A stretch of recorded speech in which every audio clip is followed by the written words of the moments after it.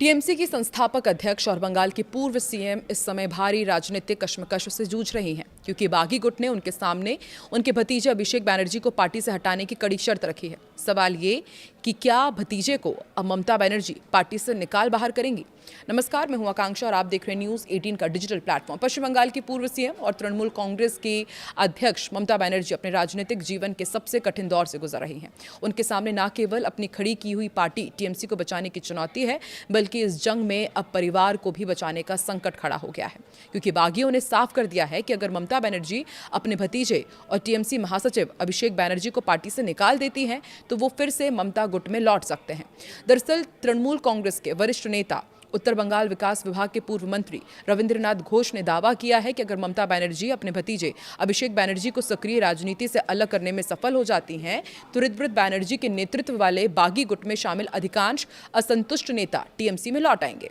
नेता प्रतिपक्ष ऋतव्रत बैनर्जी के नेतृत्व वाले तृणमूल कांग्रेस के बागी गुट में शामिल होने वाले घोष नवीनतम सदस्य हैं, जिन्होंने ममता बनर्जी के गुट से अपने संबंध तोड़ लिए थे। इससे कूच बिहार में एक बड़ा राजनीतिक बदलाव आया है और मुश्किलों से घिरी पार्टी में मतभेद और गहरे हो गए हैं। इसी बीच इस पर एक ओपिनियन पोल भी कराया गया। तृणमूल में अभिषेक बैनर्जी को हटाने की मांग पर किए गए इस पोल में पूछा गया था कि क्या ममता बनर्जी पार्टी को बचाने के लिए अपने भतीजे के खिलाफ कोई कड़ा कदम लेंगी, तो इसके जवाब में अधिकांश लोगों ने कहा कि नहीं, ममता बनर्जी ऐसा कोई कदम नहीं उठाएंगी। जवाब देने वालों में से 78% लोगों ने कहा कि ममता बनर्जी भतीजे के खिलाफ कोई भी कड़ा कदम नहीं उठाएंगी, जबकि 19% लोग थे जिन्होंने कहा कि हाँ, पार्टी को बचाने के लिए ममता कुछ ऐसा कर सकती हैं। सिर्फ 3% लोगों ने कहा कि उन्हें नहीं पता, वो ये कह सकते हैं कि ममता आगे क्या करेंगी। ये घटनाक्रम तब हुआ जब बागी गुट ने पार्टी पर कब्जा करने की कोशिश तेज कर दी है और अपनी समांतर राज्य और जिला समितियां भी बनाना शुरू कर दी हैं। इस कदम से ममता बनर्जी के कई पुराने वफादार, जिनमें बीरभूम के कद्दावर नेता अनुव्रत मंडल भी शामिल हैं, उनके खेमे में आ गए हैं, जो राजनीतिक बगावत से संगठन बनाने की दिशा में एक निर्णायक बदलाव है। बागी गुट द्वारा घोष को पार्टी का कूच बिहार जिला अध्यक्ष बनाए जाने की संभावना है। उन्होंने अभिषेक बैनर्जी और राजनीतिक परामर्श कंपनी आईपैक की कड़ी आलोचना भी की। उन्होंने कहा कि विधानसभा चुनाव में तृणमूल कांग्रेस को जो हार मिली वो काफी हद तक इसी प्रभाव का नतीजा थी। घोष ने आगे ये भी कहा कि पार्टी के कई नेताओं से बात करने के बाद उन्हें जो समझ में आया वो ये कि ममता बनर्जी को अभिषेक को सक्रिय राजनीति से दूर करना ही होगा, कम से कम कुछ समय के लिए। उन्होंने ये भी कहा कि उनका मानना है कि इससे नाराज नेता और कार्यकर्ता उनके पास वापस आ जाएंगे। उन्होंने कहा कि इस बात से इनकार नहीं किया जा सकता कि अभिषेक की मनमानी 80 से अधिक मौजूदा विधायकों और मंत्रियों के टिकट काट दिए गए तथा कई अन्य नेताओं को संगठनात्मक पदों से हटा दिया गया था। इसका पार्टी पर गंभीर असर पड़ा। 2 दशक से ज्यादा समय तक तृणमूल के जिला अध्यक्ष रहे और ममता बनर्जी के लंबे समय से सहयोगी रहे घोष ने सवाल उठाया कि क्या पार्टी प्रमुख का पार्टी पर असरदार नियंत्रण बना हुआ है। उन्होंने दावा किया कि क्या सच में अब दीदी के हाथों में कोई ताकत बची है, ताकत कहीं और सिमट गई है और अहम जिम्मेदारियां नाकाबिल लोगों को सौंप दी गई है। अगर ममता बनर्जी चाहें तो भी वो कोई काम नहीं कर पाएंगे। अभिषेक ने राजनीतिक अनुभव की कमी को दिखाया है। उन्होंने इसका भी जिक्र किया। जब उनसे पूछा गया कि पार्टी का बंटवारा और चुनावी हार क्या अभिषेक बैनर्जी की वजह से रही, तो घोष ने कहा कि उनमें राजनीतिक अनुभव की कमी है। वो किसी राजनीतिक आंदोलन से नहीं आए हैं और आईपैक क्या था, युवाओं का एक ऐसा समूह था जो हमें ये बताता था कि क्या करना है। घोष ने यह भी कहा कि हम राजनीतिक संघर्षों और सालों की कड़ी मेहनत से आगे बढ़े हैं। साल 2011 या साल 2016 में कोई आईपैक नहीं था, अचानक वो अपरिहार्य हो गया। आखिर में उन्होंने पार्टी को बर्बाद कर दिया और चले गए।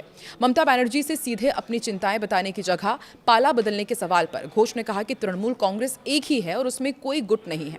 उन्होंने कहा कि हमें वहां रहना होगा जहां बहुमत है।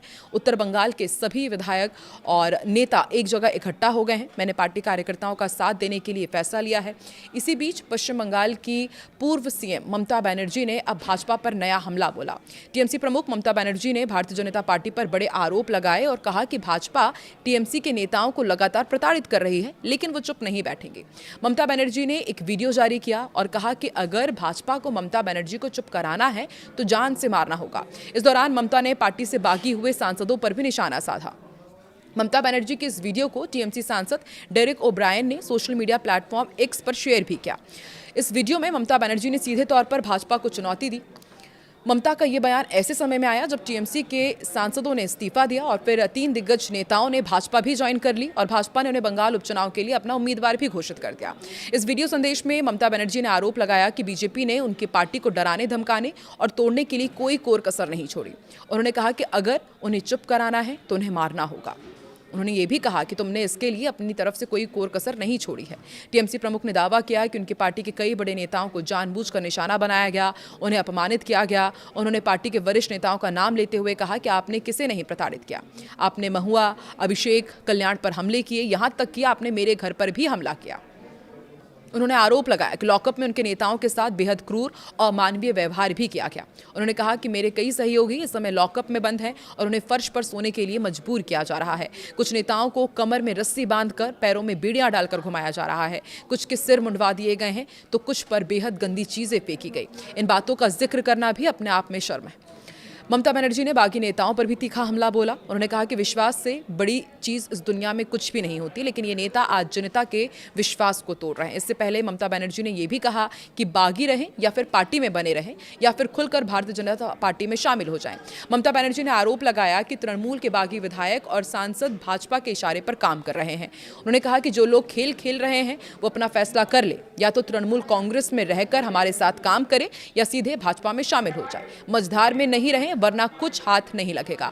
ममता बनर्जी ने किसी का नाम लिए बिना कहा कि वो पार्टी कार्यकर्ताओं को गुमराह करना बंद करें। उन्होंने कहा कि अगर आप जाना चाहते हैं तो सीधे भाजपा में चले जाइए, तृणमूल कांग्रेस में होने का दिखावा करते हुए उनके लिए काम मत कीजिए। यानी कि ममता बनर्जी कहीं ना कहीं अभी भी इशारा करें कि कुछ लोग टीएमसी में बने हुए हैं लेकिन काम भाजपा के लिए कर रहे हैं। तो क्या आने वाले दिनों में टीएमसी में एक और बड़ी फूट नजर आएगी और इस पूरे डैमेज को ममता बनर्जी कंट्रोल कैसे करेंगी, कर भी पाएंगी या नहीं? क्या लगता है आपको? कमेंट सेक्शन में जरूर बताएं।